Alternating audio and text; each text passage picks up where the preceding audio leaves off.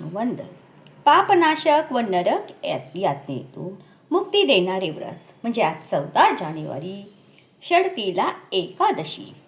14 जानेवारीला शर्तीला एकादशी निमित्त सर्व वारकरी संप्रदाय, सर्व भाविक उपवास करतात. यामागची कथा अशी आहे की धर्मराज युधिष्ठिराने भगवान श्रीकृष्णांना विचारले, देव पौष महिन्यात कृष्ण पक्षात कोणती एकादशी असते, तिचे महत्त्व जाणून घेण्याची माझी इच्छा आहे. भगवान श्रीकृष्ण म्हणतात, ही एकादशी षडतीला नावाने प्रसिद्ध आहे. हिचे व्रत पापाचे शमन करते. पुलस्त ऋषींनी दाल्व्य ऋषींच्या समक्ष हिच्या महात्म्याचे वर्णन केले आहे. जीवाचे निरापद पादाच्या प्राप्तीसाठी षडतीला एकादशीचे व्रत केले पाहिजे. सर्वव्यापक भगवान श्रीहरीचे पूजन केले पाहिजे. काम, क्रोधादी लिप्त नीच कर्मांचा आणि अतिभाषणाचा, व्यर्थ बडबडीचा त्याग करून मौनाचे अवलंब केले पाहिजे.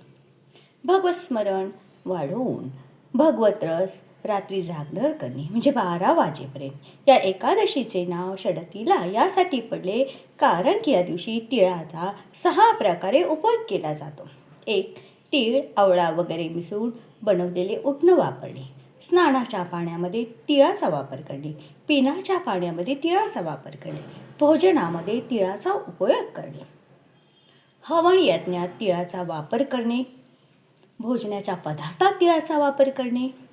हे षडतीला एकादशीचा उत्सव उपवास करतात ते सुद्धा तीळ साखरेची चिक्की खाऊ शकतात.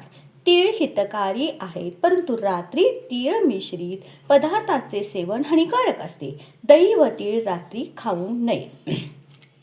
या दिवशी जो व्यक्ती कठोर स्वभावाचा आहे किंवा रागीट आहे त्यांच्यासाठी स्वभाव कठोर असेल तर कमळाचे ध्यान करावे आणि स्वभाव कोमल होईल. चंचल स्वभाव असेल तर असे चिंतन करावे की मी शांत आत्मा आहे, चिदघन आत्मा आहे, चैतन्य आत्मा आहे, चंचलता मनात आहे, तिला जाणणारा, चल मनाला जाणणारा अचल माझा आत्मा परमात्मा आहे.